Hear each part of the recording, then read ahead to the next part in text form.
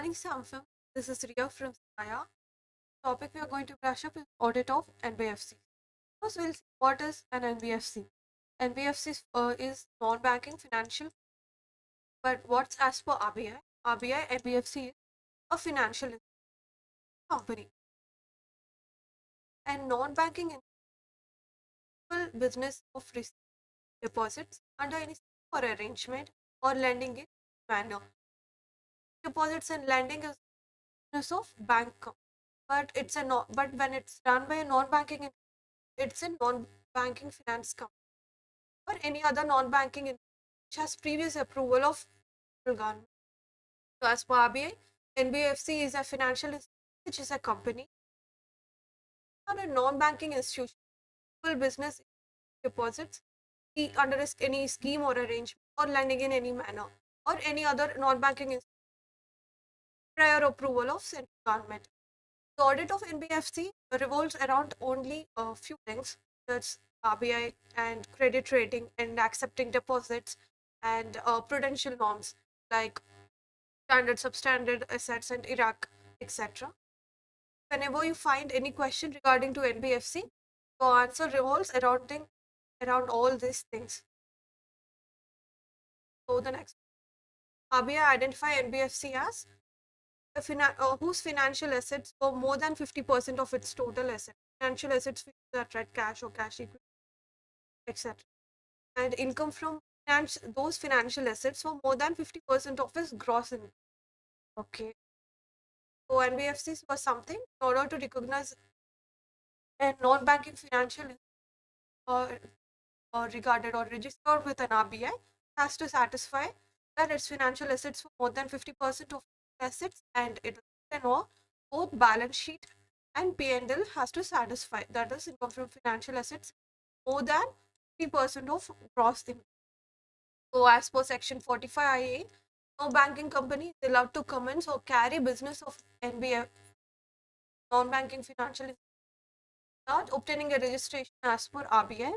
As we have said, the NBFCs they were governed by RBIs and having net owned funds. From 2CR is net owned funds.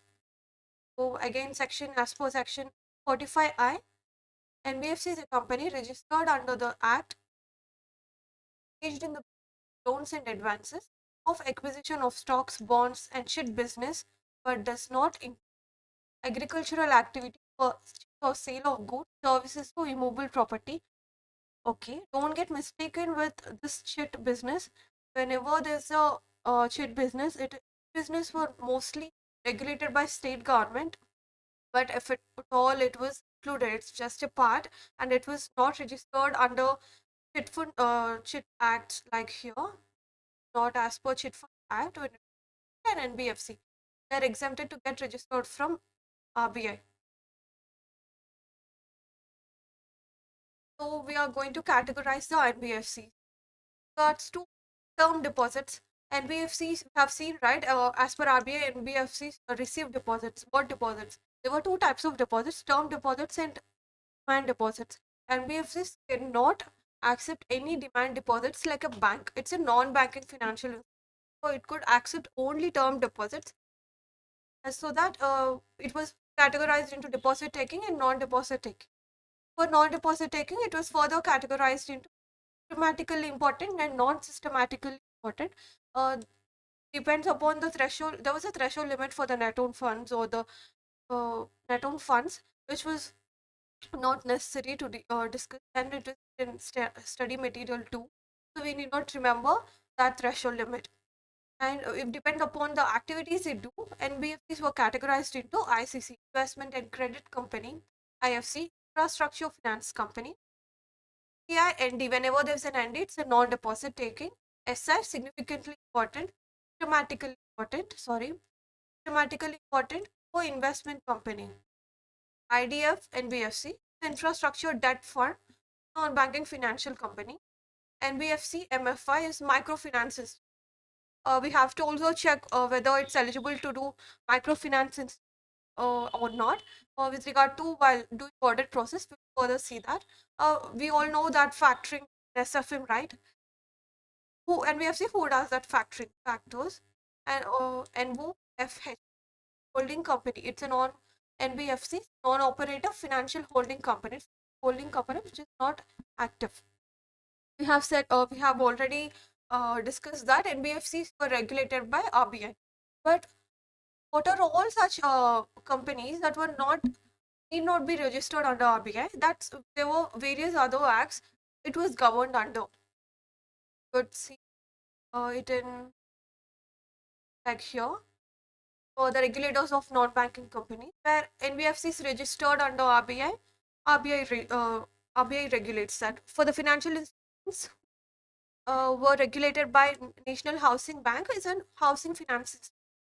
SEBI was like merchant banks, company and venture capital fund, and companies who are in stockbroking and collective investments, or Nidhi companies, mutual benefit companies are regulated under MCA, and chit fund companies were regulated by state government, and insurance companies regulated by IRDA. These were all financial institutions, were all NBFCs, but they were regulated under other acts or other regulators. Um, Non-banking, non-financial companies were regulated by MCA. So we'll go, if I take a screenshot of this, is all. If I take screenshot, so it's easier to identify than like a list like this, which was given in study material. I felt this is more convenient to remember and write it in exam if you get a direct question like this. And with regard to core investment companies whose size is less than 100 CR or not accessing public funds are exempted from registration with RBI and alternate investment funds. And in addition to the NBFCs that were this here, and there were two more, that is co-investments companies who was having asset size less than 100 CR and not accepting public deposits, and alternate investment companies. If you write this, more than enough. And what's the difference between a banks and NBFCs? Have already seen that banks accept demand deposits, NBFCs do not accept demand deposits. The same thing had been written here. And as a part of payment and settlement system and checks drawn on itself, NBFCs cannot draw checks and it do not form part of payment and settlement system. And obviously banks the opposite, vice versa. DCGC, the cover that was insurance that was taken by banks on the deposits that had accepted, that it had accepted, like if which Malia had taken all such deposits and had gone away, flew away, right? So if the investors of the other small investor who have come to withdraw that, in order to go bankruptcy, in order bank going to bankruptcy, it covers the deposits under DCG cover of all the public deposits it had accepted, so that that amount was given by insurance company. So for that NBFC, it's not available. For banks, it's available. Here, even cooperative banks also, we could get DI cover. What's the minimum exposure to priority sectors? It's another regulation that was introduced by RBI to give loans to priority sectors like agriculture, etc., and uh, rural cottage industry. For NBFCs, it was not necessary. For banks, it's yes, they have to maintain some priority lending priority uh, loans to priority sectors. And banks have already seen, right, and DT or something like sale of priority lending certificate, etc., for part of business in EGBP.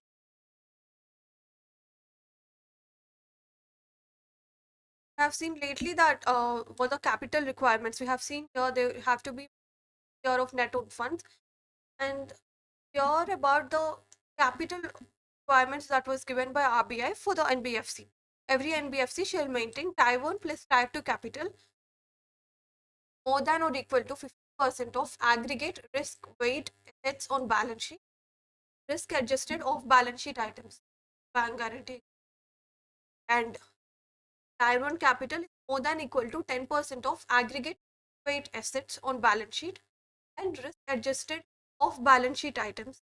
Other than these were not applicable. This was not applicable to NBFCs of microfinance institutions we have seen, and IDF, that is infrastructure. This is IDF infrastructure debt fund, and this one non-banking microfinance. They haven't given what's Tier 1 and Tier 2. Mostly Tier 1 is share capital, etc., and specific reserves. Tier 2 is mostly general reserves, etc. So you have to remember these 2 points. And if it's a gold taking company, it's giving loans against gold, 12%. Tier 1 is more than or equal to 12% of aggregate risk weight assets on balance sheet and adjusted off balance sheet items. How do you know it's against a gold it gives loans against gold jewelry, like the 50% rule we have seen here, because that percent rule that we have seen here, because of financial assets for more than 50% of total assets, it's identified as NBFC. Likewise, if the 50% rule is applied also here, instead of financial assets, you could substitute it with gold. I'm lately talking about the risk. They're talking about risk weight assets, right? These were all the assets, and what's the risk that was given? This percentage that have given here. Mostly cash and central government was zero, and if it's of public sector banks and state governments that were in default, not more than 90 days, 20%, and all else is 100%. We'll see. Cash zero, approved securities zero, public sector banks 20%, FDs and shares and COD infrastructure projects 150%. Only the thing that had got 50% and rest all is 100% in the corporate deposits. Anything that's company and state government having more than default period more than 90 days, 100%, and which was all secured, 0%, and staff is also 0%. So you could read it once or twice, get that. Cash 0%, approved securities, public sector banks 20%, FDs 100%, shares 100%, assets covering PPP and COD 50%, stock on hire 100%, the corporate loans and deposits 100, loans to fully secure 0, and loans to staff 0. Loans other secured were 100, bills purchased at discounts 100, others 100. And leased out was 100, premises, furniture 100. Income tax, the amount that was with central government is always 0, and others 100%. And if it's related to sovereign, all central governments were 0, and state government default up to 90 days is 20%, more than 90 days 100%.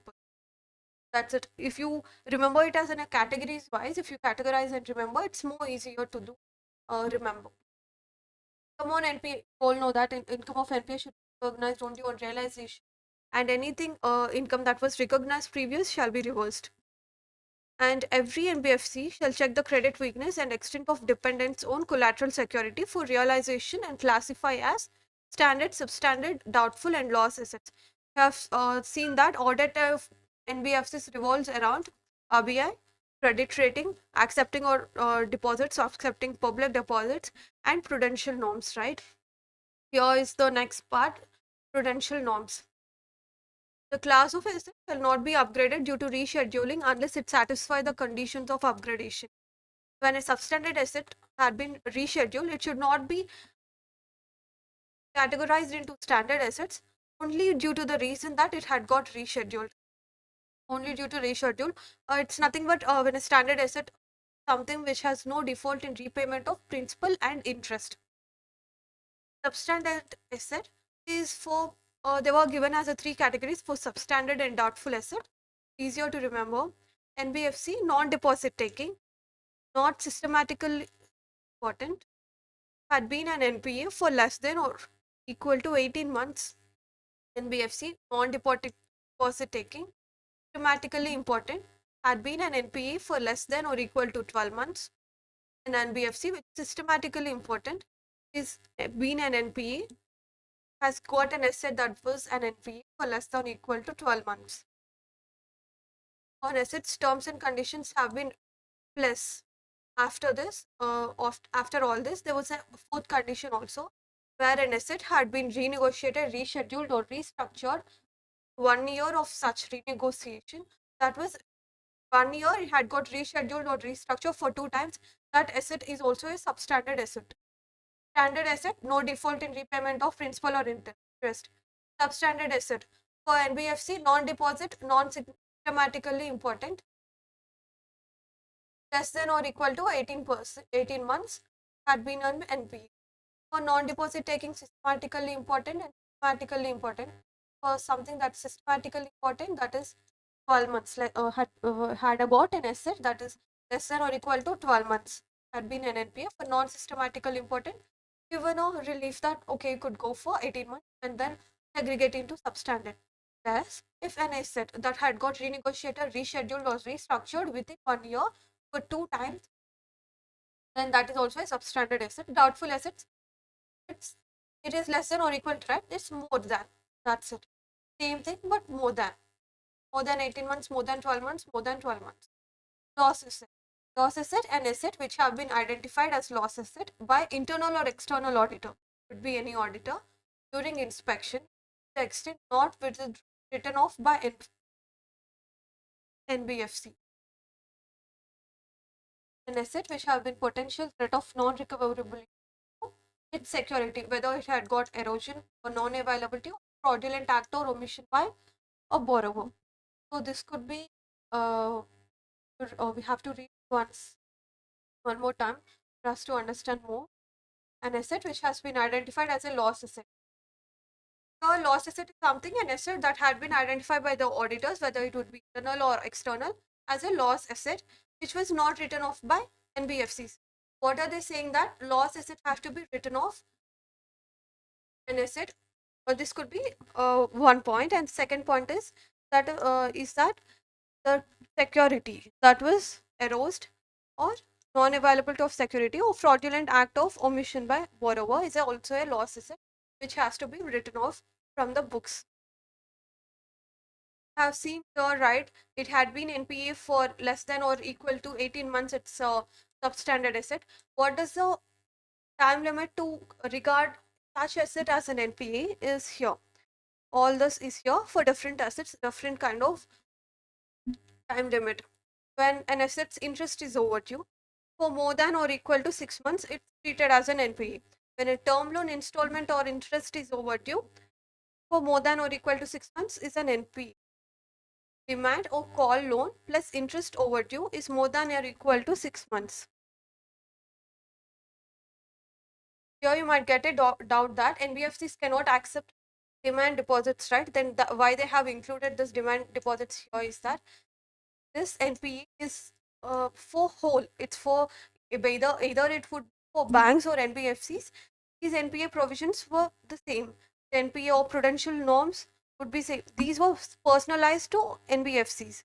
This NPA is a generic term. So when if you find any such assets with banks, it could be treated as an NPA. That's it. The above were personalized to NBFC, and NPA provisions were in generic. Bills overdue more than or equal to 6 months. Other dues more than or equal to 6. These rentals or hire purchase installment more than or equal to 12 months. But here comes the specification part, the customization to NBFC. Non-deposit taking systematically important and systematically important more than or equal to 3 months. If you have observed, for something that is systematically important, they have reduced the term for 3 months. 6 minus 3 months. Here 18 minus 12, 3 months. Sorry, months. Here the gap is 6 months. Here the gap is 3 months. Make a note out of it. Loss asset. We have already discussed it has to be written off and 100% of provision has to be made. Doubtful asset. For a doubtful asset, 100% up to not covered by security. If it was secured, then up to 1 year 20%, up to 3 years, from 1 year 30%, more than 3 years 50% for the secured portion. But if it's unsecured, 100% like a loss asset. Substandard assets 10%. Standard assets, yes, we even if there was no default, we have to make provision Even if there is no default for standard assets, we have to make provision, but a nominal provision. It had got again customized here. NBFC non-deposit taking systematically important 0.4% systematically important. NBFC non-deposit taking non-systematically important 0.25% of outstanding amount. And here is the audit procedure of NBFC. For any audit procedure, there were 3 stages: planning, execution, and reporting. Uh, we could, it is more easier when we compare it with your standards. Like I said, 200 series, it talks about details the before the engagement happens. As a 300 series, during the planning stage, right, you have to first understand the business environment and including its internal controls, and then identify, assess the risk of material misstatements, and etc.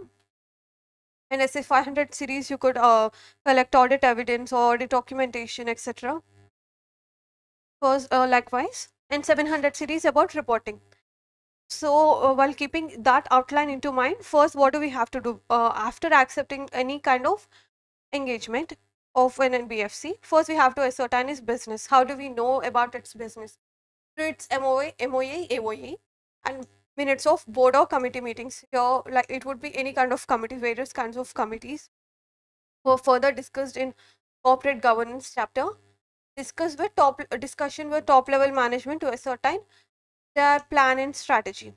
And how do you evaluate the internal control system? We know that design, implementation, and maintenance of internal control system is a responsibility of the management.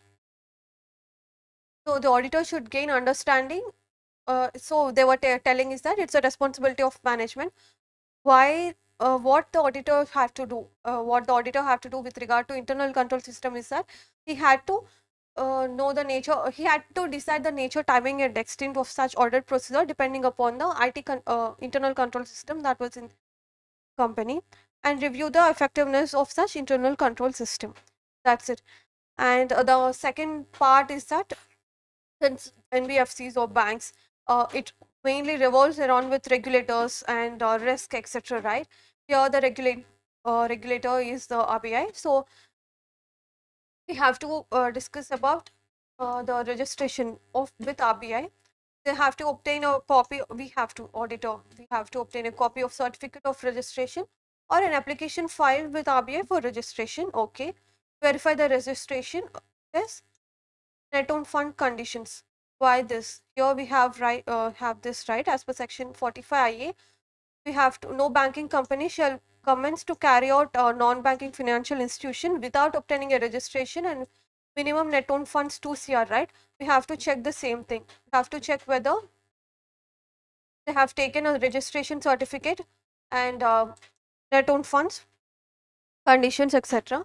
and ascertain investments in prescribed liquid assets plus quarterly returns have to be filed with RBI. Like SLR and CRR ratio, there would be few such kind of assets where the NBFC should also invest in. They are talking about that. NBFC, for in generic, for every kind of NBFC, what do we see that? We have seen again when there was a such generic question that has happened, what do we have to see? We have to see about accepting deposits at credit rating, RBI regulatory, and prudential norms. So we'll write the points revolving around everything. Accepting of public deposit directions. Okay, they are talking about deposits. Obtain a copy of credit rating of NBFCs. When an NBFC give loan to a borrower, it checks its credit rating, whether the borrower were able to pay or not. Likewise, RBI also had put such kind of regulation on NBFC that when NBFC is taking public deposits, so NBFC's credit rating should also be good enough to accept public deposits. So they are talking about that. Check if public deposits are within the limits. For such category of credit ratings, this much amount of this much limit of public deposits can be accepted. Likewise, there were regulations which were not in detail in our syllabus, so we need not by heart such upgrading or downgrading credit rating with increase in decrease in public deposits. Or whenever credit rating gets upgraded, the limit also could go up. When it's down, they have to, what do? They have to decrease such public deposits. When okay, When the credit rating was well below such credit rating, which it cannot accept any kind of public deposits, what do it has to do? What it has to do is that it should immediately stop accepting public deposits, and all the existing deposits run to maturity, and within 15 days, a report has to be submitted to regional office of RBI where the NBFC has registered.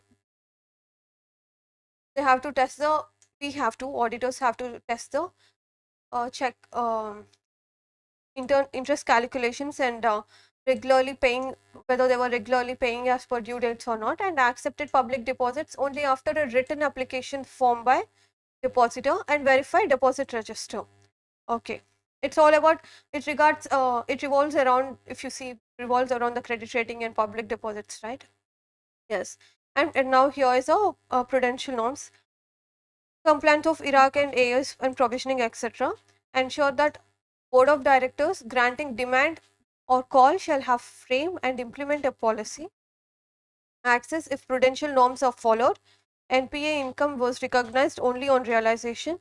We have to check if an NPA was regularized only as per the directions. We have to classification of frauds by NBFCs. The mnemonic that were given here is microphone. Whenever you find any mnemonic in PDFs or such, you might guess that these might be asked as a direct question and there's no explanation that was required. So you have to focus mainly on recreating it in your examination sheet. So microphone is like misappropriation, and CR is criminal breach of trust. For the fund, it's fraudulent encashment through forged instruments, fictitious accounts, manipulation of books of accounts. It deals mostly with the instruments, accounts and books of accounts, etc. And U stands for unauthorized credit facilities. N stands for negligence and cash shortages. And here I stands for regulatories in forex transactions. There was a star here where for such forex transactions and negligence in cash shortages, if fraud is more than fraud, it was regarded as a fraud.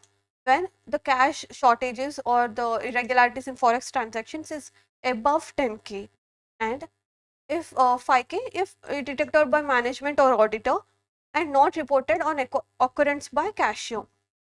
Okay, and the C here is cheating and forgery. So here comes the next part, audit checklist. Audit checklist, what you have to do when you have balance. Audit checklist mostly revolves around the balance sheet items and P&L items. If you have a mnemonic or normally picture of the balance sheet or P&L account, you could easily write 6 to 7 points out of these. Mostly what do we find in NBFC balance sheets? Loans and advances, public deposits that were accepted, provisions that were created, and if it had some investments as per RBI, right?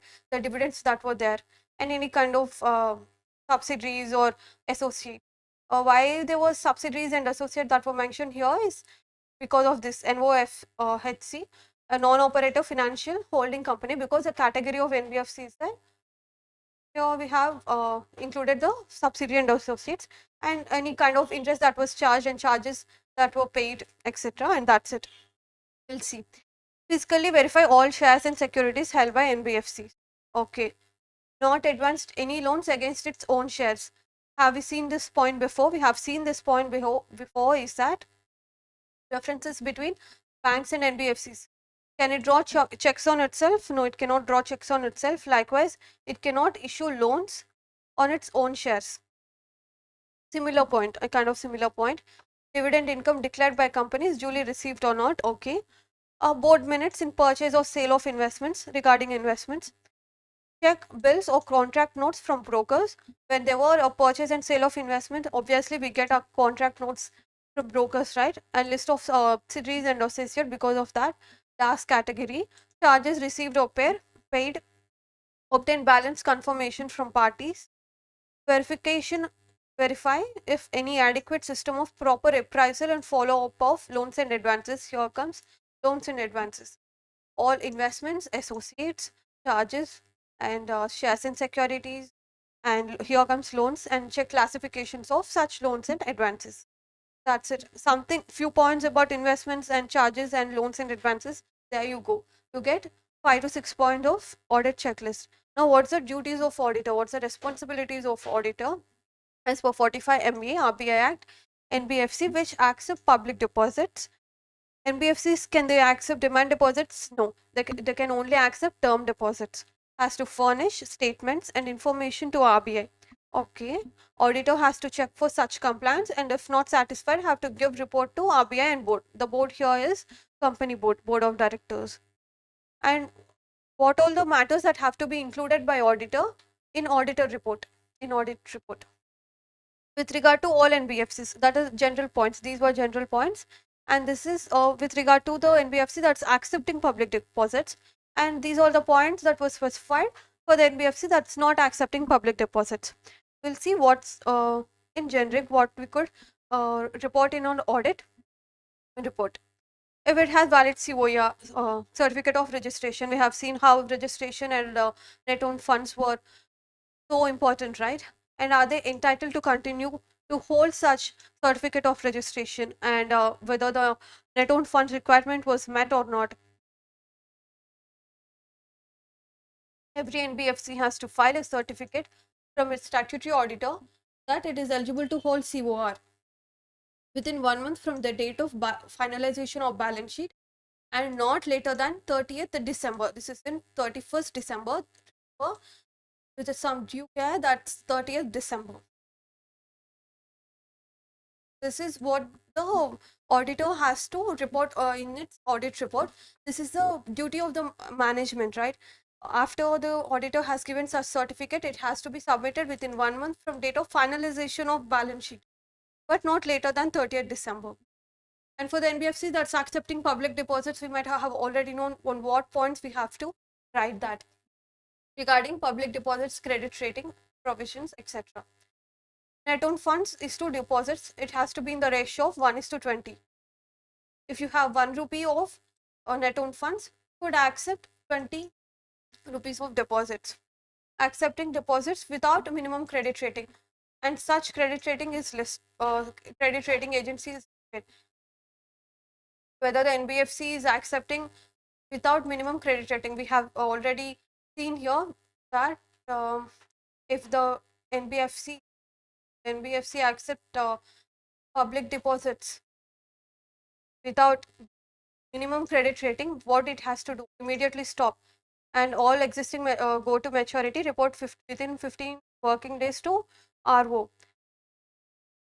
So here is saying the credit rating, whether they were issued by a credit rating agency which was listed in compliance of CRAR ratio in form NBS 7, violated any restriction on acceptance of deposits, okay, defaulted to depositors, Iraq norms, compliance of liquid assets requirement more than or equal to 50% of fixed assets, and in NBS 3, returns to RBI NBS 1.